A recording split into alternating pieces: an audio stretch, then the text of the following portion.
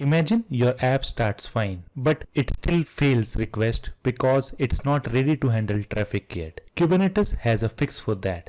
That is Readiness Probes. In this video, we will explore how Readiness Probes decide when a pod is ready to serve traffic and preventing user from hitting uninitialized containers. Before we jump into the demo, let's understand exactly how Readiness Probes work and why they matter for traffic management. So in our last video, we have understood what is Liveness Probes and how it works. So here's the key differences between them. So Liveness Probes check if the container is alive and healthy, and if the container is not healthy, it should restart it. On the other hand, Readiness Probe checks if the container is ready to serve the traffic. The Liveness Probe is used to recover from deadlocks or the crashes, but Readiness Probe is used to delay the traffic until initialization or dependency setup is completed. When the Readiness Probes fail, the pod is temporarily removed from the service endpoints, and the traffic stops until it's ready again. Now that we know how Readiness Probes control traffic, let's see how to configure one in a real deployment YAML. So this is our Kubernetes cluster. So let me create one manifest file for this. So vi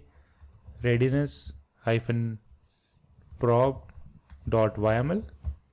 So let me update the content here. So this is our deployment manifest file. So I've already covered a deployment in very much detail in my previous video. If you haven't seen that, check it out so you can understand Readiness Probe easily. So in this particular manifest file, I am deploying an Nginx container, and we have added a Readiness Probe to it as well. The probe performs a HTTP GET request onto the /health endpoint and on port number 80. So if you've seen my Liveness Probe video, this is the same structure which I've used over there as well. The difference is, like, instead of Liveness Probe, I just used the Readiness Probe. And here I am going to the HTTP GET to the /health endpoint. So we have also defined the two key parameters here. The first is initial delay seconds, which waits 5 seconds before the first check, and period second, which runs the probe after every 3 second requests. This way Kubernetes ensures that traffic only goes to the pod after it's fully ready to serve the traffic. Now our manifest file is ready. Let me quickly create the pod using that.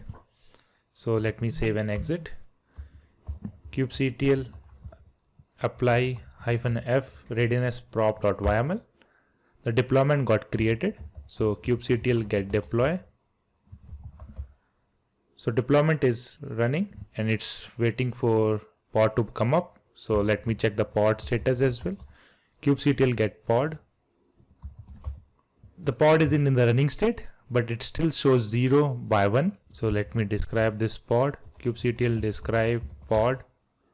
So if you can see, the pod is in the running state. If we scroll up, pod is in the running state. But under the container section, we can see ready is equal to false. It clearly indicates that Kubernetes hasn't yet marked this pod as ready to serve the traffic. And if we scroll down under the event section, there is an important line.